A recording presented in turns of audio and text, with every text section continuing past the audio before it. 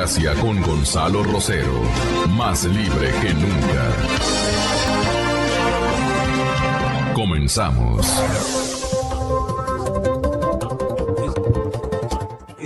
Estábamos super récord y tenemos expresa confianza con ustedes, primero para saludarles muy afectuosamente, señores oyentes, distinguidas damas que nos escuchan, hogares ecuatorianos capitalinos y hogares ecuatorianos que nos ven a través de nuestro sistema de televisión digital, con el cual estamos operando exitosamente, a Dios gracias.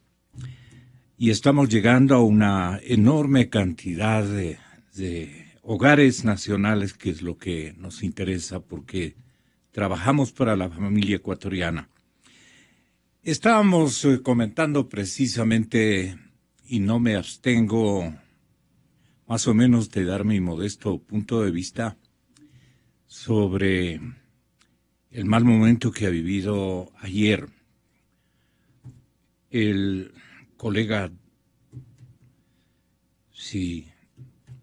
Diego Oquendo, nuestro compañero periodista, radioperiodista tradicional de la sociedad ecuatoriana, especialmente la residente en la ciudad de Quito, con su radiovisión, pues ha sufrido una agresión de las que acostumbra el soldado revolucionario convertido en el as número 1 de la política nacional ecuatoriana. Meses atrás era el señor actual ministro de la Defensa Nacional, uno de los combatientes de la revolución nicaragüense. Y entonces, seguramente por ese perfil, el señor presidente Correa lo acaba de designar hace algunos meses ministro de la Defensa Nacional. Y claro, Diego ha apelado a una página aparentemente olvidada, o que ellos han querido que se la olvide. Y ha apelado a un episodio donde se registró un solemne... Por favor, le abrimos a esa puerta, le abrimos totalmente a esta puerta para que no nos esté interrumpiendo, ¿no? Y entonces, les repito, ha sido objeto de una agresión bastante fuerte, y claro que Diego ha tenido unas réplicas en defensiva, pero si no hubiera apelado a la valija que todos y ellos creen olvidada, ellos creen que esa ya es una página del recuerdo.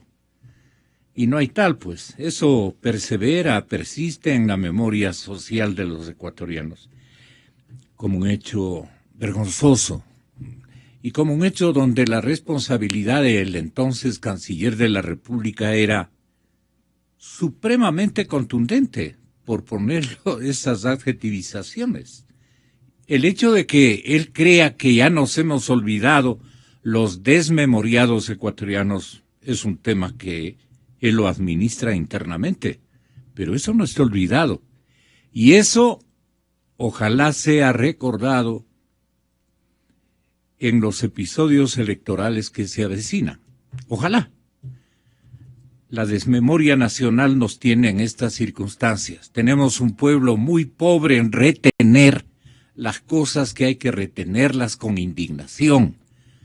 Tenemos una saludable clase media, pero la sociedad profunda olvida las cosas, lamentablemente, y por eso nos ha ocurrido, nos ha pasado todo lo que nos ha pasado. Esto por un lado. Mi adhesión para Diego Oquendo, un soldado combatiente del radioperiodismo moderno, que lamentablemente se prestó para esta agresión, cuando lo que Diego debía haber iniciado una gran consulta al interior del régimen y especialmente de los petitorios que dice él que ha formulado al gobierno chino no sé en qué condición, cuándo realizó este pedido. Me refiero a las armas que hoy justamente vamos a tratar con el coronel Luis Hernández, el diplomático doctor Francisco Carrión, ex canciller de la República. Vamos a tratar también, sí, exactamente, con el coronel Mario Pazmiño, que tiene un artículo que yo recomiendo le otorguen lecturabilidad en la revista Criterios. Él está mencionando claramente los peligros que se ciernen en la vecindad armada y se está refiriendo a las FARC. Y para nuestro ministro de Defensa, las FARC no son un escenario ajenísimo. No. Para él y para el propio señor presidente de la República, las FARC, si tienen algunos episodios convividos con las actuales autoridades de gobierno de nuestro país. Entonces, de eso hay que hablar. ¿Para qué fueron esas armas? No es que espontánea y generosamente el régimen chino, especialmente la milicia china, que es prácticamente la primera en el mundo, cuantitativa y cualitativamente hablando, le han mandado nada más que y nada menos que 10,000 fusiles hipermodernos, como para armar un ejército, caramba, muchos dicen, Dios no quiera, un ejército popular. Esas locuras que pueden estar habitando en algunas mentes, por si acaso las moscas, la conversión les salga bastante difícil. Entonces, esto hace que todo el mundo especule. Sí, se trata, señor ministro, de especulaciones, pero es porque usted está de por medio. Claro, si estuviera otra persona, un general Moncayo, un general Jarrín, diríamos, pero un general como el actual ministro de la Defensa, él cree que es un general de la República, ¿no es cierto?, pero politizado, absolutamente politizado y en términos radicales, ¿no? Mario Pazmiño es un ex coronel que define algunas de estas cosas. Así es que este podía haber sido el pedido de esclarecimiento para un iracundo funcionario que lo ha tratado muy mal, me dicen al colega Diego Kendo. Mi solidaridad con el colega, naturalmente. Él estará aclarando a esta hora de la mañana y bueno, así están las cosas.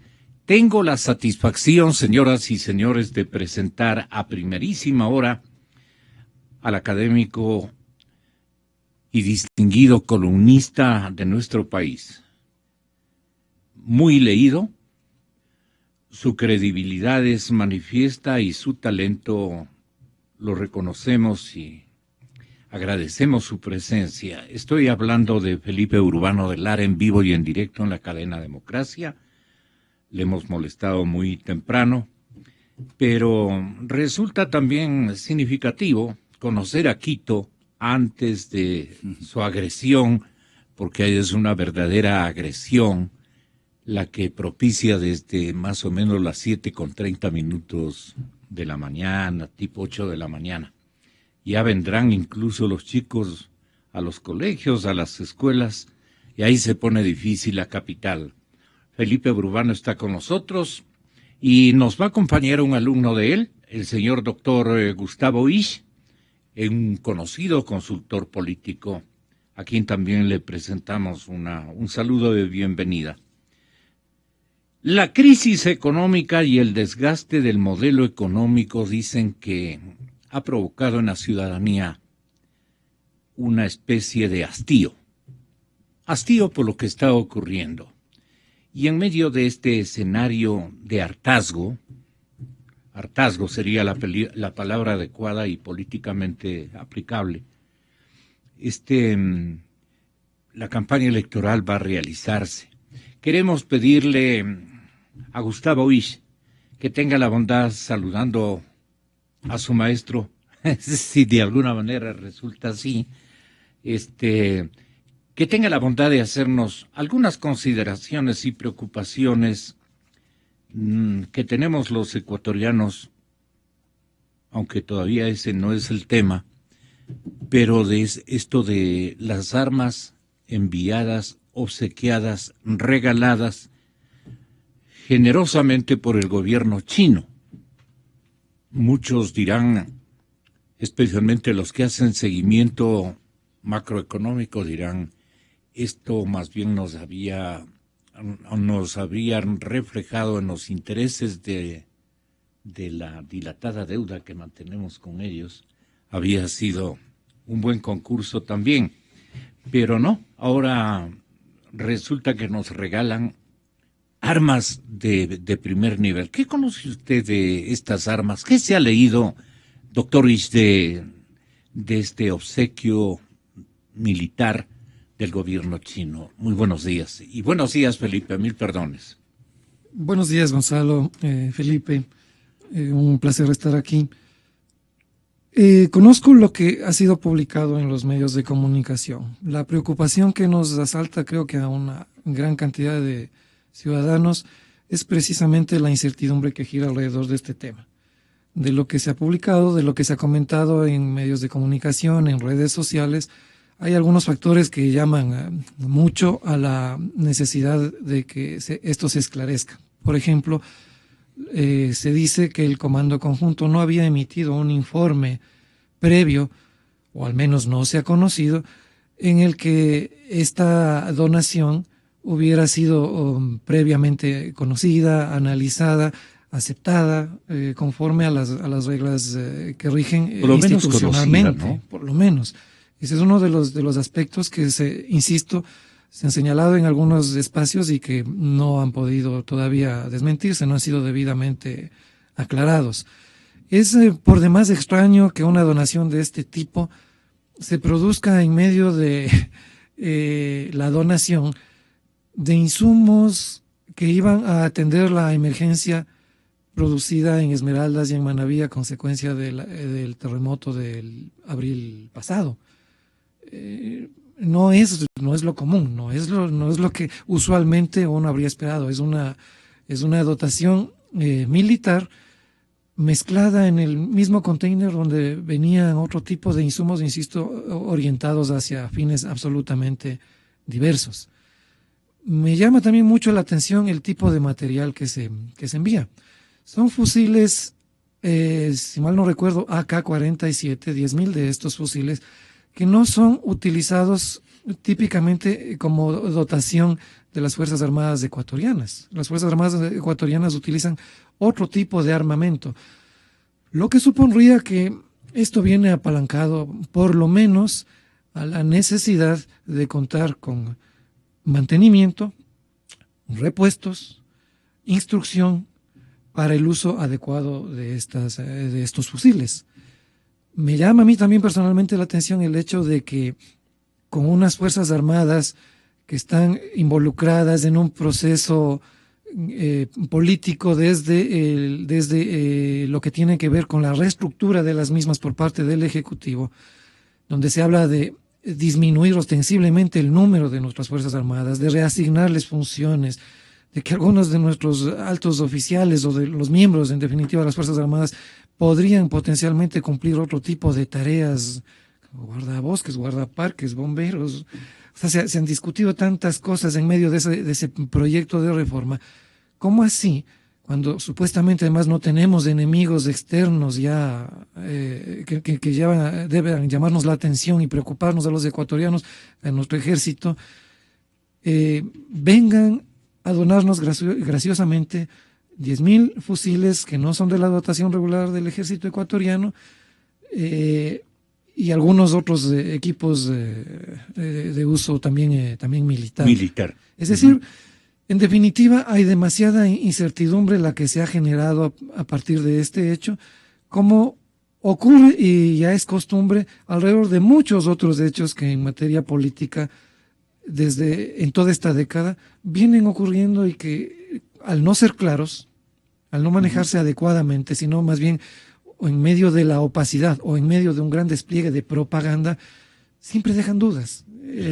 Las cosas deberían manejarse de una manera más transparente, más clara, más directa, más franca, más honesta, para evitar precisamente que nosotros elucubremos, que la gente se preocupe, y yo creo que hace muy bien en preocuparse. Muchísimas gracias, Gustavo. Mi saludo de bienvenida y nuevamente de gran complacencia de tenerlo acá, a Felipe Urbano de Lara. Si es que la explicación es indispensable y necesaria, pues se puede especular de varias maneras, pero una de ellas es que estamos viendo que antes del plebiscito aprobatorio o desaprobatorio que prima este momento en Colombia, en la sociedad colombiana, digo yo, pues no, tal vez el señor ministro de Defensa se ha preocupado de solicitar estas armas para neutralizar la ocupación que ya está consentida, autorizada por el señor presidente Santos de la vecina nación, para que ocupen diferentes departamentos fronterizos, y esto que dan en llamar ellos veredas, las veredas por donde transitan una enorme cantidad de colectividades que han ensamblado pueblos que en los últimos años, Felipe, han convivido realidades socioeconómicas con la guerrilla. Entonces ellos quieren mantener el negocio, dicen, mantener el negocio de la droga y obviamente convertir a nuestro país en un sinnúmero o en un callejón bastante disperso para que esta droga llegue a las costas ecuatorianas más importantes, a los puertos ecuatorianos más importantes, y se proceda al envío a la Unión Americana y a Europa y al resto del mundo. Entonces digo, el ministro Patiño, en su condición de francamente comandante en jefe, él sí es comandante en jefe de las Fuerzas Armadas y lo ha llegado a ese puesto a la fuerza, ¿no? Imponiéndose y con su temple, su carácter, y se han dejado nuestros militares, todo eso que sabemos discutir entre amigos. Entonces, yo pienso que debe ser para eso, pero no me cabe en mi cabeza porque él más bien ha sido un frecuente ayudador, pues, de las Fuerzas Armadas Revolucionarias de Colombia. ¿Cómo entiendes tú esta circunstancia, por lo menos en términos especulativos, Felipe? Buenos días. Hola, Gonzalo, un gusto estar aquí, gracias por la invitación, doctor. Y un gusto estar con Gustavo. No tengo idea, Gonzalo, yo no quisiera especular sobre, es delicado, sobre este tema.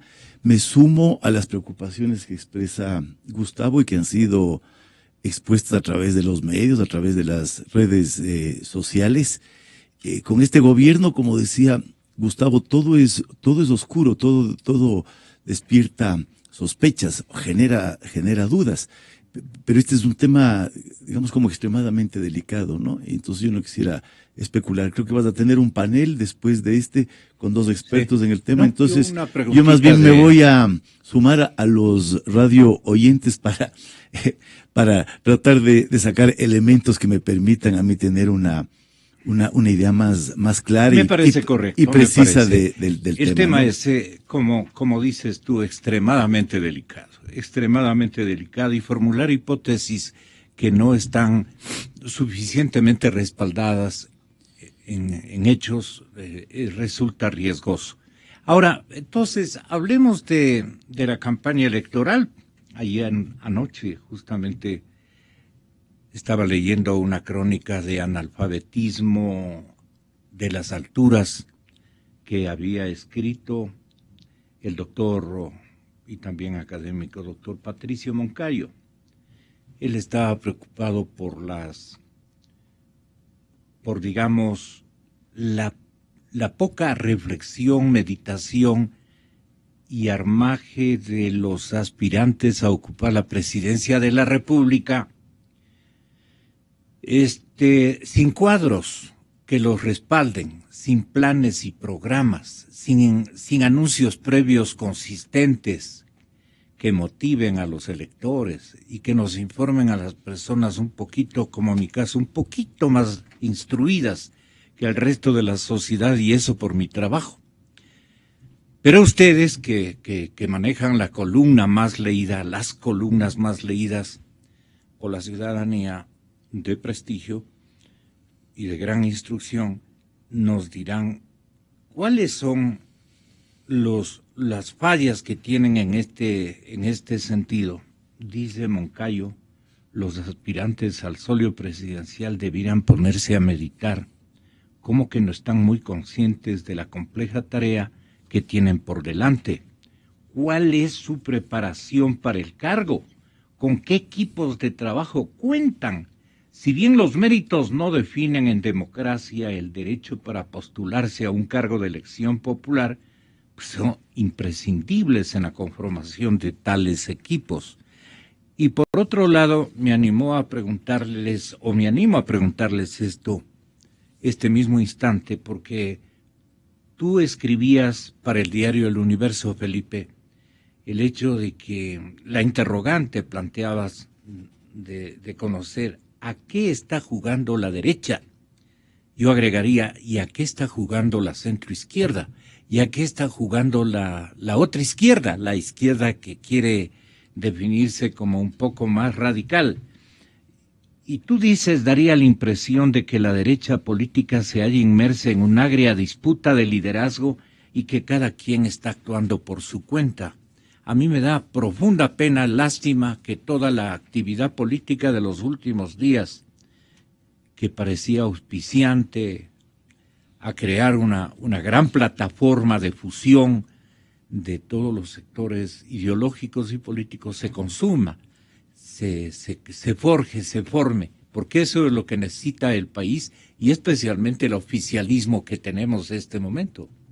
Pero nada que ver, la dispersión. Está feliz el señor, le veo en su rostro, el señor presidente, le hacen más fácil a él lo que seguramente va a hacer. El señor presidente del Consejo Nacional Electoral, este rato salía en la televisión, sonreído. Entonces, ¿qué está pasando en la campaña electoral? ¿Por qué te dio esto de preguntarte a ti mismo a qué juega la derecha, Felipe? Me parece que, era una reacción a ver cómo la derecha está jugando a dos bandas. Por un lado Lasso y por otro lado Nebot, por un lado, y eso entiendo que es parte de una disputa, de una lucha al interior de la derecha por el liderazgo político, ¿no? Este es, digamos, un espacio que está en disputa y que no encuentra canales de arreglo, de transición negociada dentro de este sector político, y más bien se ha puesto sobre la escena electoral esta controversia.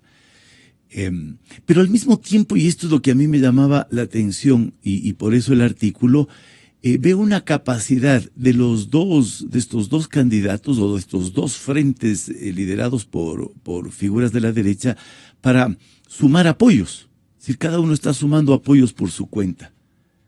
Lasso por un lado, Lasso ha dicho que él quiere alrededor de la concertación democrática, me parece que se llama, juntar algo así como 150 organizaciones, y cada vez está sumando más, y más, y más, y más.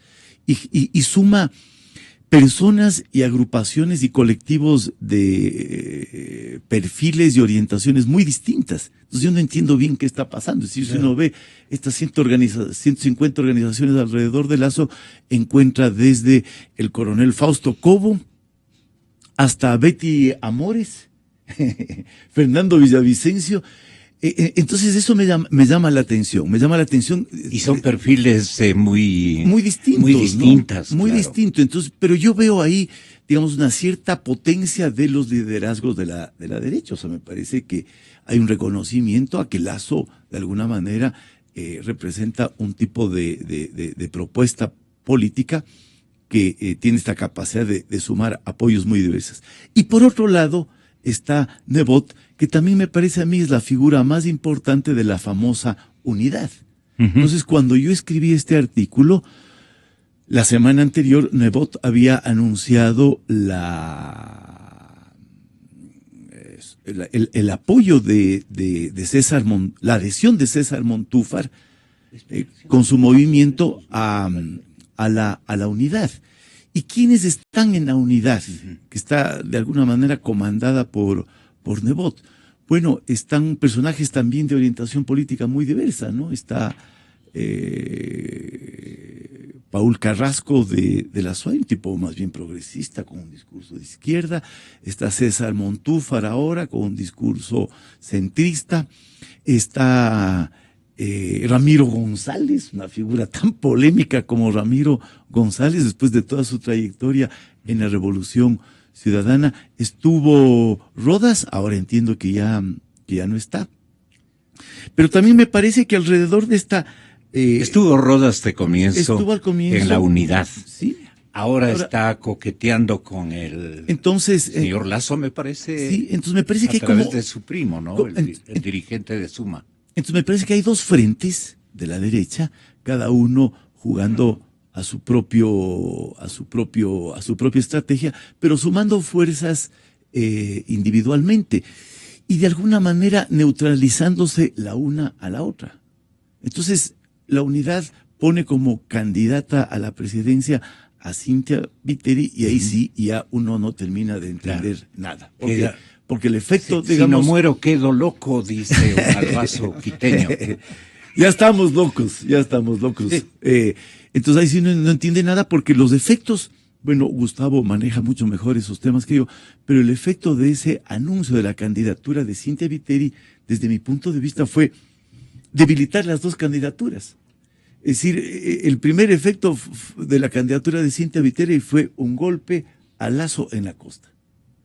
Dividir la votación de la derecha en la costa. Cuando Lasso más o menos aparecía ahí como alguien que podía despuntar, viene toda la potencia de liderazgo de Nebot, plantea esta candidatura y golpea a Lasso. Pero esa es una movida del alcalde Nebot, quiero entender. Ya, ok, pero ¿con qué propósito? Claro. ¿Con qué propósito? Entonces mi reflexión en ese artículo era, globalmente la derecha está potente.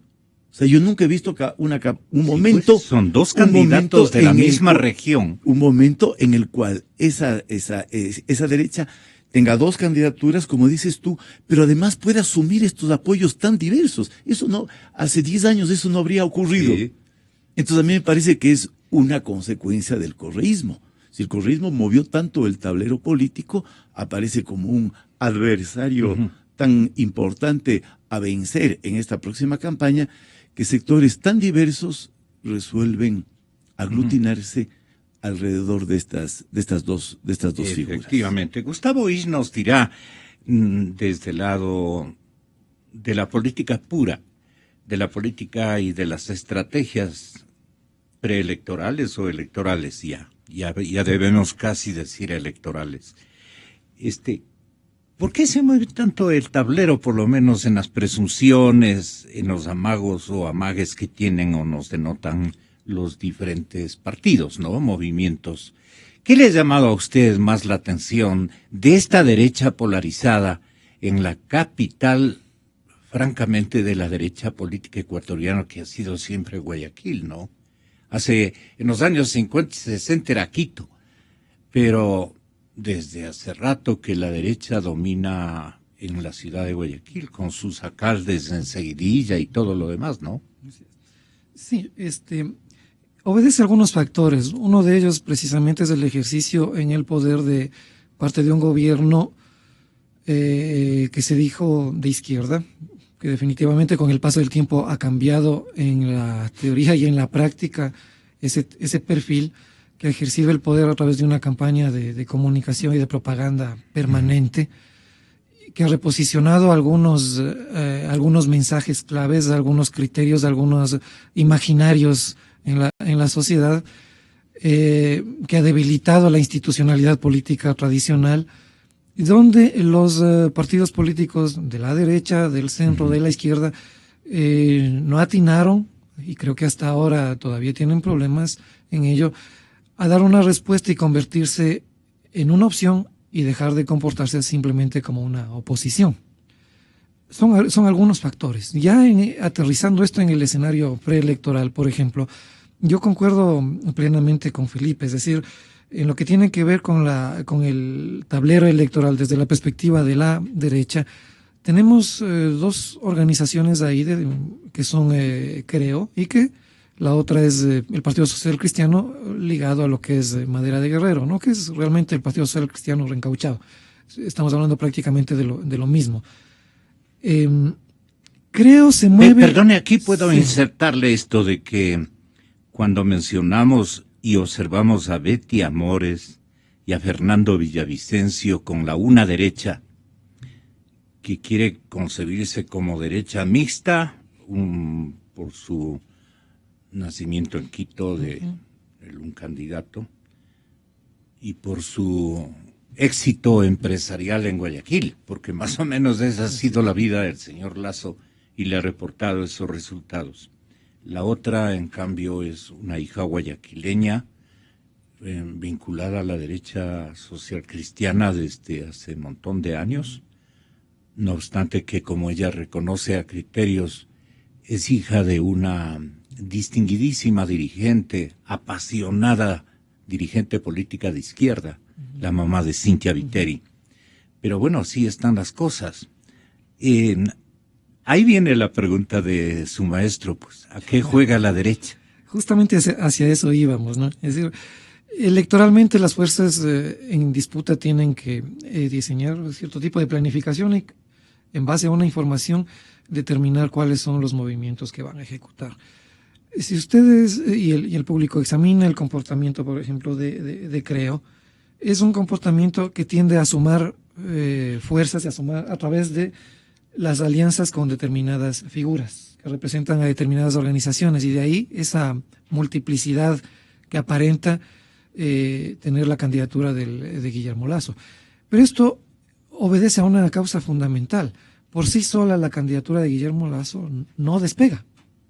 Las cifras que se manejan alrededor de esta candidatura y de otras, y que se han venido manejando y se han venido publicando, no reflejan exactamente ni el escenario cambiante ni la totalidad de los cambios que se están produciendo en materia de el afincamiento de la imagen de esas candidaturas. Entonces, pero decir que la candidatura de Lasso no despega, me parece que es una exageración de su parte. No creería, le digo por qué. ¿Cuánto tiempo lleva Guillermo Lasso en campaña? ¿Con qué cantidad de recursos? Sin otros líderes políticos que le hagan sombra como candidatos a ocupar la primera magistratura. Y no tiene en este momento, en los números, una absoluta certeza de que va a ser él el candidato que pueda disputarle en elecciones del poder a Rafael Correa, más con el aparecimiento, con la salida de la precandidatura de Cynthia Viteri en el mismo espacio electoral. Es un anuncio, es una precandidatura que le restó votos de una manera absolutamente importante a la primera candidatura de Guillermo Lasso. Ese es un aspecto. El otro aspecto es hacer las cosas que dicta el manual. Si mi candidatura, personalmente, yo como líder, como candidato X, no demos el nombre de uno solo, veo que no despega, que no se consolida, que no crece, que se ha estacionado, lo que debo hacer es dar un mensaje al elector, al indeciso, al voto blando, para que piense que mi candidatura realmente puede ser una opción. ¿Cómo lo consigo? Rodeándome de gente que me dé a mí, que me alimente de prestigio, de carisma, de apertura ideológica. Ese es un consejo que usted le da al señor Lasso. No, eso es lo que él está haciendo, porque eso es lo que en política electoral elementalmente debería hacerse. O sea, no tiene otro camino más que comportarse de esa manera. Claro, pero él está ponderando 24 adhesiones como lo hizo esta víspera, señor. Bueno, ese es el segundo aspecto. Cada organización tiene su peso, tiene su valor. Cada persona tiene su peso, tiene su valor, y no necesariamente tiene su entorno. se mide y no necesariamente se mide en un número de votos de uno con otro. Eso es muy, muy importante en términos electorales. Pero en términos de la política también tenemos que valorar la parte cualitativa de las personas, la capacidad de observación, de reflexión y de propuestas. Realmente hay gente de gran valor en Compromiso Ecuador, como puedo decir el nombre de Francisco Jiménez, de Omar Maluc, de Betty Amores, de Fausto Cobo, de César Carrión y muchos otros que realmente tienen un aporte importante. O sea, señor Lazo, arrastran. Pero por supuesto que sí, y es un proceso totalmente abierto. Exa FM. Entonces, ¿cómo entender esto? Vamos con usted, Gustavo, y luego... Gracias. Pasa adicionalmente otra cosa. Tenemos en el escenario electoral al gobierno, independientemente del candidato que sea, dos organizaciones de derecha o centro derecha y un espacio vacío que es el de la centroizquierda. Sí. Regionalmente las cosas están empezando a cambiar. Si nosotros nos fijamos, tenemos un gobierno durante 10 años de ejercicio, salvo la gestión de Lenín Moreno, donde sus principales liderazgos han sido liderazgos de la costa. Aparte de que no está ocupado el espacio de la centroizquierda, tenemos 10 años de un gobierno liderado por el presidente Correa, que es de la costa, claro, y de su binomio ahora, Jorge Glass. Claro. Ginebra está de fiesta hasta este momento, pues, y es que eso está ocurriendo. Debe ser, es muy, claro, es muy probable. Él puede, el ex vicepresidente puede copar, digamos, y convertirse de la noche a la mañana en un candidato serrano, en un candidato quiteño incluso. Eso es importantísimo. En estas elecciones va a ser determinante el papel que juegue un candidato serrano, quiteño, en medio de todo este proceso. ¿Y qué le dice al general Moncayo? ¿Que se apure tal vez usted como politólogo? Si es que él es el candidato natural de la tendencia de centro-izquierda, efectivamente. Yo diría que es el peor momento del gobierno de Rafael Correa y el mejor momento de la oposición, pero están perdiendo el timing. Así es, el tiempo. Así es. Así es. Ahora sí, Felipe Urbano de Lara con la atención pública que siempre él denota o rescata. Felipe. Bueno, no sé, digamos, mucho que añadir. Creo que en esta elección, Gonzalo, el eje que va a definir es esta lógica correísmo-anticorreísmo.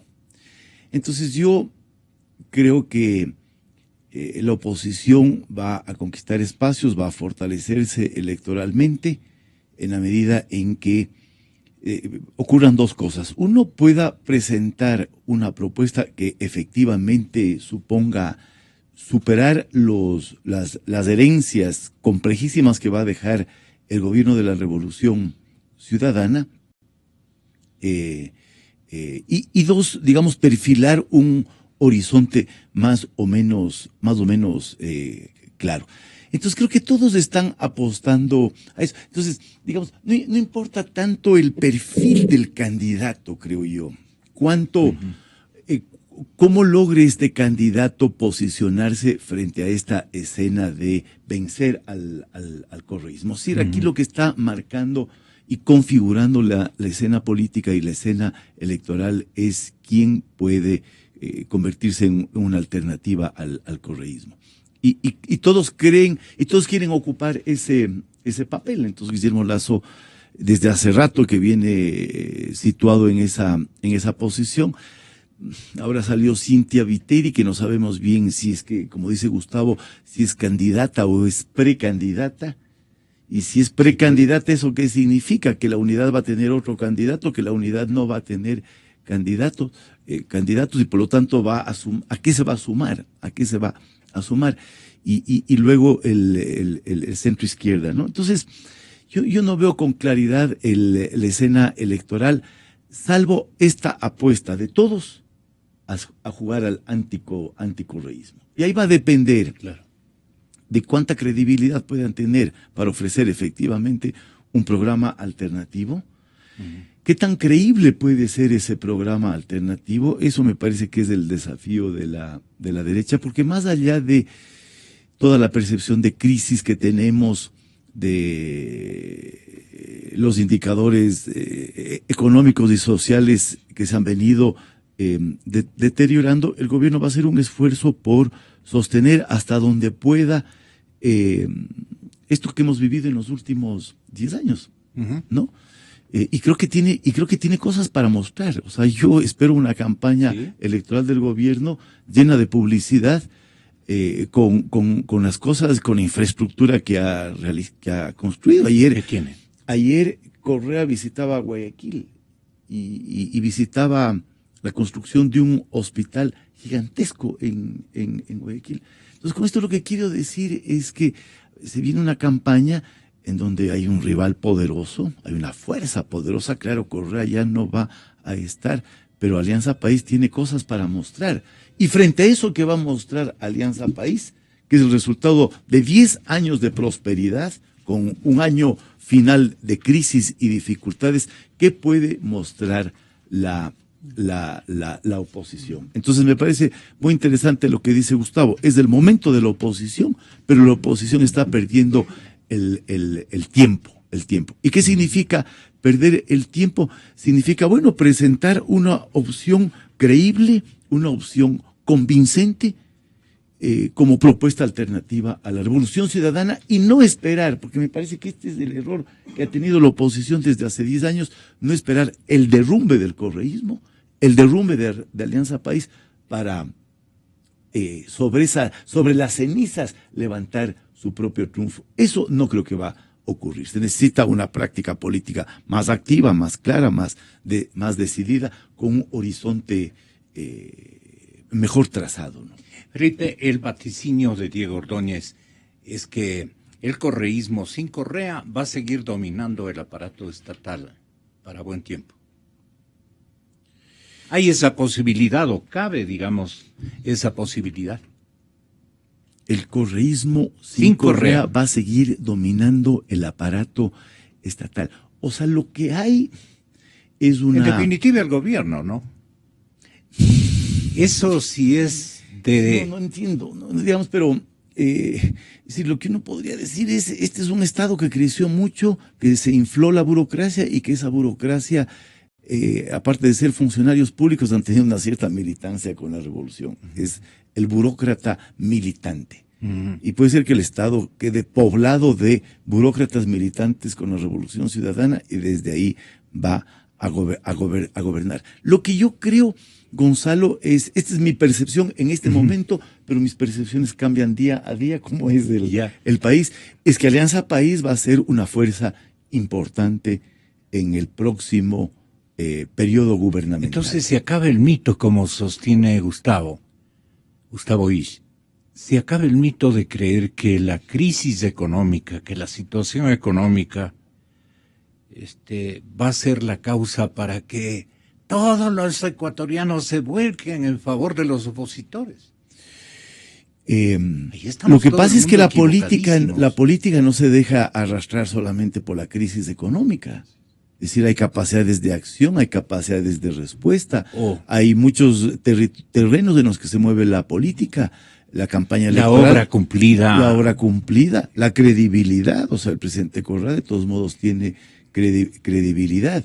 Entonces, hay una acción política que permite, uno podría decir, disfrazar la crisis económica o interpretar la crisis económica. El gobierno ya está movilizando un discurso frente a la crisis económica que dice, pasó lo peor, entra el momento de la recuperación. Entonces, sí, no hay que creer que la revolución camina, digamos, hacia su desplome, ¿no? O que Alianza País camina hacia su desplome. Yo creo que la revolución... Ahí están equivocados muchísima gente, ¿no? Sí, gente de no creer. Yo creo que la revolución como proyecto está acabado. Eso, sí, vivimos, digamos, la agonía de la revolución, pero curiosamente no la agonía de Alianza País. Ahí hay una fuerza política que tiene una cierta estructura, que tiene un capital acumulado que va a heredar ese capital acumulado en parte, va a heredar en parte ese capital acumulado por Correa, pero cuando uno ve en este momento las cifras, la alianza Moreno, el binomio Moreno-Glass va a ser un binomio ¿Cómo le configuras tú importante, a ¿no? ese binomio, el uno para presidente, el otro para vicepresidente, el binomio Moreno-Glass? ¿El uno para candidato a la presidencia, el otro para candidato a la vicepresidencia o el otro candidato a la presidencia del Parlamento? ¿Cuál candidato al Por Parlamento? ejemplo, si creo, Moreno Gonzalo, es el candidato, yo creo, Gonzalo, que Glass vendría prácticamente a tomarse la pieza fundamental, que es el Parlamento, para la continuidad, digo, de Alianza País en el verdadero ejercicio del poder político.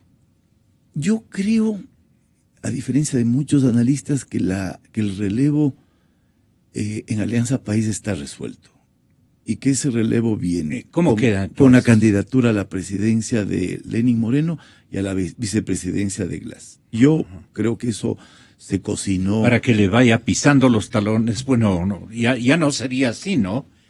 Pero en la realidad de la realidad quiero que pensemos de que un supervisor general, un hombre que tiene que estarle viendo qué giros toma en su desempeño el señor doctor Moreno, eso al presidente le debe interesar sobremanera, ¿no? Ponerle una especie ese ha sido el tema duro de negociación. de guionista o algo por el estilo. Ese ha sido el tema duro de negociación hasta hace poco. Creo que sigue siendo, ¿no? Bueno, yo creo que está resuelto, como te digo, ¿no? Aunque alguna gente sostiene que Moreno no acepta la candidatura de Glass y que esa es su condición. Mi impresión es que eso se resolvió ya hace algún tiempo, pero digamos todavía hay estos juegos de pirotecnia política que es parte de las estrategias electorales de Alianza País. Glass es el hombre sería el hombre de confianza de Correa y del grupo que ha gobernado en estos últimos años en un eventual gobierno de Lenín Moreno, ¿no? El grupo que va a cuidar las espaldas, que va a establecer unos ciertos límites y unos ciertos parámetros y referentes a la acción posible de Lenín Moreno, porque Lenín Moreno me parece a mí que representa la posibilidad de reagrupar a una serie de sectores políticos que están resentidos, que están distanciados con Alianza País, que han sido excluidos del núcleo de gobierno y que van a llegar, digamos, también con un espíritu de renovación y de exigir una cierta rendición de cuentas, ¿no? Porque eso es parte del proceso que se viene. Entonces yo creo que... ¿Tienes un ejemplo de algún grupo que pueda nuevamente ponerse en el primer plano, digamos, de esta plataforma? ¿Algún grupo humano, algunos dirigentes tienes como que nos des como para ejemplo de lo que nos estás pronosticando? Esta vuelta de estos cuadros. Yo creo que personas como Augusto Barrera, personas como Fander Falconi. No, pero si Fander Falconi ha manejado toda la planificación, casi el destino del gobierno, pues, sí, en términos ideológicos. Al comienzo, ¿no? La planificación ya se derritió, ya se esfumó, ya no hay planificación. Ya no hay planificación. Lo que hay es Correa, lo que hay es un liderazgo caudillista que maneja el Estado al ritmo de sus intereses y de sus conveniencias. Eso es lo que hay. O sea, la Revolución Ciudadana se extravió hace mucho tiempo. Entonces, sectores como el de Augusto Barrera, sectores como el de Fander Falconi, sectores como el de los hermanos Larrea, sectores, y a ratos pienso hasta Alberto Acosta, ¿no? Es decir, ahí hay una posibilidad de reagrupar sectores de Alianza País, muchos sectores de Alianza País, que se distanciaron por este manejo tan cerrado, tan caudillista que ha tenido la revolución. Entonces, no es del hombre de confianza, no es del hombre que despierte tranquilidad en el presidente de la República. Y por eso creo que la negociación compleja ha sido alrededor de la vicepresidencia de la República. Y creo que toda esta pirotecnia alrededor de Rafael contigo siempre y vamos a ir a la consulta popular ha sido parte del juego del propio Correa, para seguir presente en la escena electoral y mantener una cierta capacidad de negociación. Claro. Porque el rato en que se designe al candidato de Alianza País, Correa pasará a un segundo plano. Claro, porque le seguirán hasta el aeropuerto el momento en que ya el presidente decida, no necesariamente en las fechas que se supone debería decidir ya su vuelta al hogar, pues. No creo que vaya a vivir aquí con su familia que le está reclamando. Él se irá directamente a Europa y parece que así tiene los preparativos, ¿no? Entonces digo, ¿quiénes le irán a llorar al presidente Correa? ¿Cuáles son los mitos, en definitiva, Gustavo, para terminar, de la oposición y del oficialismo? Yo discreparía un poquito con lo que dice Felipe, en un sentido. A ver, no creo que esté todo dicho en relación a las candidaturas del oficialismo. Por una sencilla razón. De la información que se ha generado durante todo este tiempo, se desprende que se han dado cambios que anteriormente no estaban presentes en el escenario ni en la concepción estratégica de Alianza País. Gozaron no solamente de 9 años de una impresionante bonanza económica, gozaron de una bonanza de popularidad. Y eso se ha desmembrado, eso ha empezado a caerse. ¿En qué cree usted que está equivocado, Felipe? En el hecho de que el binomio del oficialismo está ya dado y está ya definido. Yo creo que todavía hay espacio para que podría producirse algún tipo de movimiento y algún tipo de cambio alrededor de ese tema. No creo que definitivamente sea un asunto ya saldado. Han ocurrido cosas como que el gran elector a nivel nacional y a nivel interno de Alianza País era el presidente Correa. Cuando surge la figura de Lenín Moreno, el gran elector empieza a convertirse y a girar alrededor de la figura de Lenín Moreno. Ni siquiera empieza la campaña y las cifras altísimas de popularidad y de credibilidad que tenía Lenín Moreno empiezan a caer en picada. Entonces, con un manejo de la información que se haga de manera regular y cotidiana, las decisiones políticas que se vayan a tomar son decisiones que podrían en algún momento sorprender a todos los ecuatorianos desde la perspectiva del oficialismo. Yo no doy por hecho ese asunto. Concuerdo plenamente en lo que decía Felipe.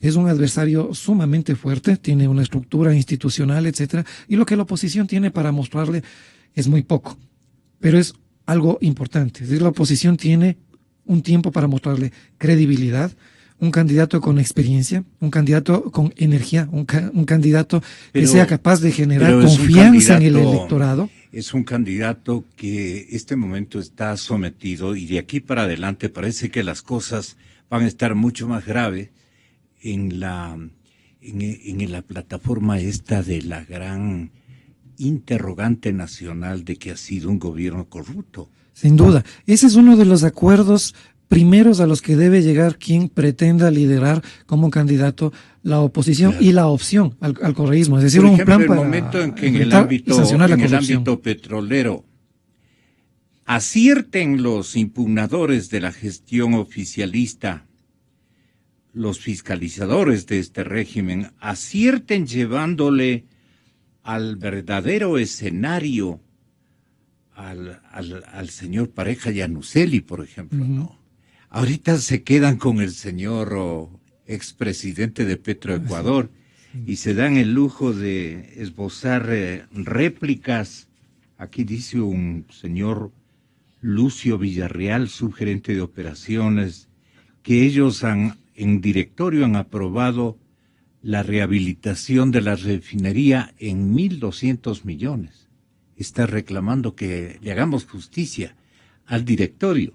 Pero si se han gastado 2.200 y no es una persona, pues, es el directorio al que hay que delgarle el acto de sinvergüencería, pero en fin, nosotros tenemos que cumplir ya mismo con esa réplica. Sí, no hay, de otro lado, Gonzalo, no es un hecho consumado la invencibilidad de los candidatos oficialistas, sean cuales fueren. Tampoco es un hecho que no se pueda mover el que si no se une toda la oposición, es imposible derrotar al oficialismo. Eso no es cierto. Hay un número enorme de indecisos. En ese número importante de indecisos, lo que a mí me preocuparía, por ejemplo, es el voto vergonzante, que a estas alturas ya no está en las otras organizaciones, está en el correísmo. Ahora sí da vergüenza decir que uno es correísta, que alguien es correísta, que van a votar por el candidato oficialista. Ahora sí ya es un tema preocupante. Del número, del porcentaje elevado de indecisos, ¿cuánto voto vergonzante tendrá todavía o habrá generado ya el correísmo?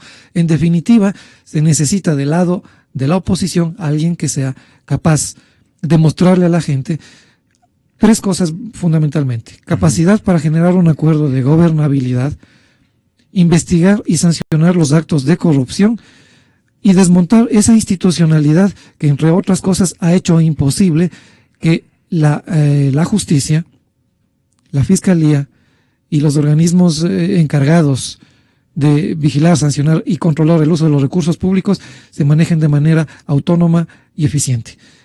Eso sumado a la credibilidad de cualquiera que vaya a ser el candidato. Estamos todavía a la espera de eso. Insisto, el timing se les está yendo. Yo le agradezco mucho, politólogo Gustavo Isch, por habernos aceptado esta invitación y por haber protagonizado esta tan interesante entrevista compartida con Felipe Urbano de Lara, el distinguido académico que nos honró con su compañía esta mañana. Muchas gracias a Felipe y muchas gracias a usted, Gustavo.